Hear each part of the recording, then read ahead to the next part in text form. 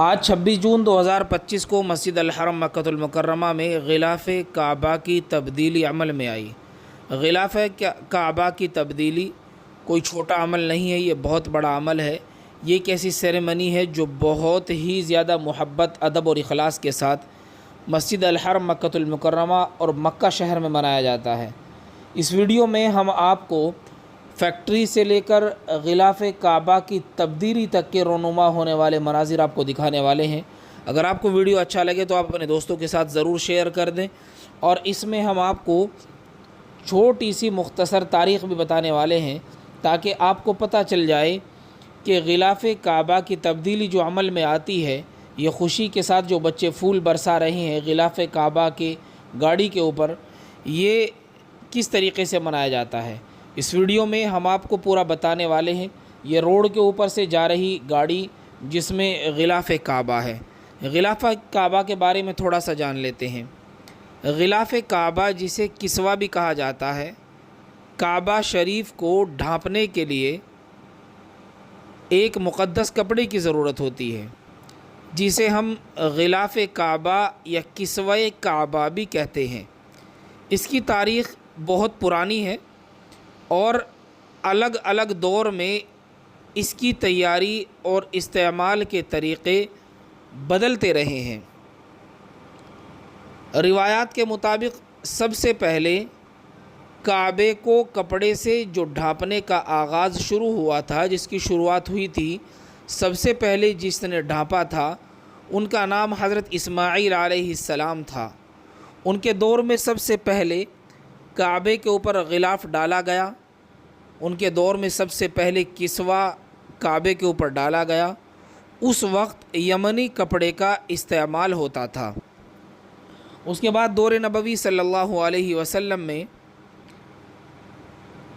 نبی کریم صلی اللہ علیہ وسلم کے زمانے میں کعبے کو یمنی اور قطبی مصری کپڑوں سے ڈھانپا جاتا تھا۔ بیچ میں بہت سارے دور بدلے ہیں، بعد میں وہ بھی بتاؤں گا میں انشاءاللہ پھر کبھی آپ کو۔ آپ صلی اللہ علیہ وسلم نے اس روایت کو برقرار رکھا۔ اس کے بعد پھر خلفائے راشدین اور اموی دور آیا۔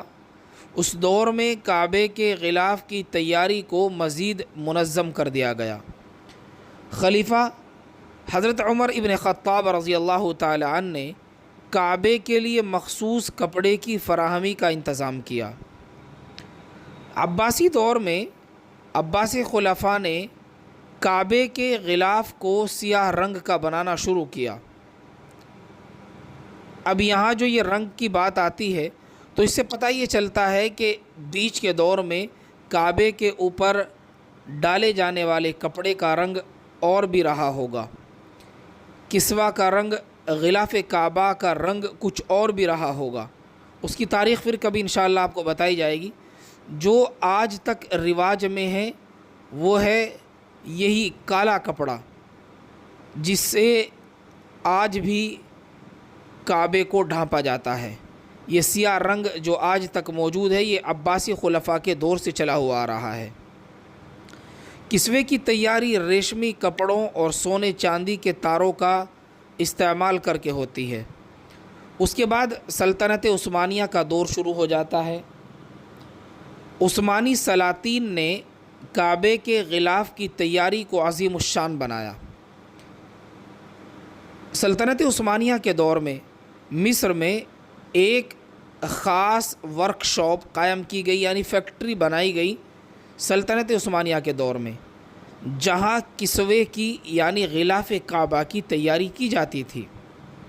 اس کے بعد جب سلطنت عثمانیہ 1924 میں ٹوٹ گئی اور دنیا میں بہت سارے نئے ملکوں نے جنم لیا، اسی ٹائم سعودی عرب وجود میں آیا۔ اس سے پہلے سعودی عرب وجود میں نہیں تھا۔ اس خطے کا نام جزیرۃ العرب تھا۔ 1927 عیسوی سے سعودی عرب نے کسوہ کی تیاری کی ذمہ داری سنبھال لی۔ آج کل مکہ مکرمہ میں ایک فیکٹری اس کی تیاری کے لیے موجود ہے، یا آپ یہ کہیں کہ سعودی عرب کی حکومت نے اس فیکٹری کو وقف کیا ہوا ہے۔ ہر سال ذی الحجہ کے 9ویں دن یعنی 9 تاریخ کو کسوہ تبدیل کیا جاتا تھا، لیکن پچھلے 4 سالوں سے یہ بند کر دیا گیا۔ اب حج سیزن شروع ہونے سے پہلے 4 سال سے احرام پہنایا جاتا ہے، اور کسوہ کی تبدیلی کی جو تاریخ ہے وہ بدل دی گئی ہے، اب یہ 1 محرم کو منائی جاتی ہے۔ لاک ڈاؤن کے بعد سے یہ نظام بدل دیا گیا، پہلے ساتھ ساتھ دونوں کام کیے جاتے تھے۔ اب غلاف کعبہ تیار کس چیز سے ہوتا ہے، ہم اس کے بارے میں تھوڑا سا جان لیتے ہیں۔ خالص ریشم سے بنایا جاتا ہے جو کالے رنگ کی ہوتی ہے، اس پر سونے اور چاندی کے تاروں سے قرآنی آیات، کلمہ طیبہ اور دیگر اسلامی عبارتیں کنندہ کی جاتی ہے، یعنی کڑھائی کی جاتی ہے۔ اب اس کی تیاری میں کیا کچھ لگتا ہے، کتنا خرچ آتا ہے؟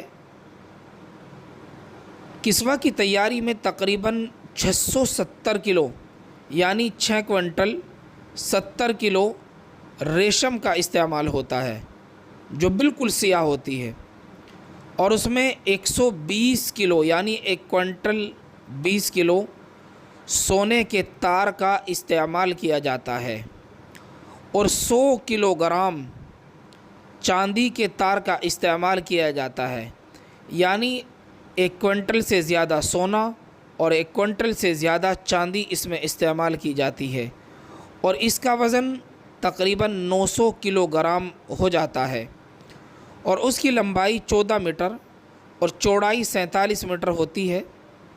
اگر اس کے فضائل کی ہم بات کریں، غلاف کعبہ کی شرعی حیثیت تو کوئی نہیں ہے، لیکن اس کی عظیم علامتیں اور روحانی اہمیت ہے۔ اس کے چند فضائل درج ذیل ہیں۔ کسوہ کعبہ کی عظمت اور تقدس کو مزید نمایاں کرتی ہے۔ یہ اللہ کے گھر کی تعظیم اور اس کی حفاظت کا ذریعہ ہے۔ مسلمانوں کی محبت کا اظہار، کسوہ کی تیاری اور تبدیلی میں امت مسلمہ کی محبت اور عقیدت جھلکتی ہے۔ یہ ایک اجتماعی عمل ہے جو اتحاد کی علامت ہے۔ کسوہ کو دیکھ کر مومنین کے دلوں میں اللہ کے گھر کی عظمت اور تقدس کا احساس بیدار ہوتا ہے۔ اب یہاں سوال یہ پیدا ہوتا ہے، جو غلاف کعبہ کا پرانا کپڑا ہوتا ہے، پرانا کسوہ ہوتا ہے، وہ کہاں جاتا ہے؟ پرانے ٹکڑوں کو تقسیم کیا جاتا ہے، کچھ اللہ والوں کے لیے، کچھ بادشاہوں کے لیے۔ ان کا احترام کیا جاتا ہے، لیکن ان کی پرستش نہیں کی جاتی، یعنی ان کی پوجا نہیں کی جاتی ہے۔ کسوہ کی تبدیلی ایک عظیم الشان تقریب ہوتی ہے جو ہر سال منائی جاتی ہے۔ پرانے کسوہ کے ٹکڑوں کو یا تو عجائب گھروں میں رکھا جاتا ہے، یا پھر کسی مسجد کے مشہور امام یا اہم شخصیات میں اس کو تقسیم کر دیا جاتا ہے۔ کسوہ کی تیاری میں جدید ٹیکنالوجی کا استعمال کیا جاتا ہے، لیکن روایتی دستکاری کو بھی برقرار رکھا جاتا ہے، یعنی ہر سال جو نئی ٹیکنالوجی آتی ہے اس کو بھی استعمال کیا جاتا ہے، اور جو روایتی ٹیکنالوجی ہے یعنی پرانی ہے اس کو بھی برقرار رکھا جاتا ہے۔ غلاف کعبہ صرف بیت اللہ کی زینت ہے، بلکہ امت مسلمہ کی عقیدت، اتحاد اور تاریخ کا ایک روشن باب بھی ہے۔ اس کا احترام ہر مسلمان کے دل میں موجود ہے، کیونکہ یہ اللہ کے گھر کی عظمت کی علامت ہے۔ اب آپ اندازہ کریں کہ اس غلاف میں تقریباً 1 کوئنٹل سونا اور 1 کوئنٹل چاندی کا استعمال ہوتا ہے۔ یہ ایک بہت انفارمیٹیو ویڈیوز ہم نے آپ کے لیے تحقیق کر کے سرچ کر کے بنایا ہے۔ میری آپ سے ریکویسٹ ہے، ادباً گزارش ہے کہ اس ویڈیو کو آپ جس پلیٹ فارم پہ دیکھیں وہیں سے اپنے دوستوں کو ضرور شیئر کر دیں، اور اگر آپ فیس بک پر دیکھ رہے ہیں وہاں شیئر کا آسان آپشن ہے، آپ اس کو اپنے دوستوں کے ساتھ ضرور شیئر کر دیں۔ جزاک اللہ۔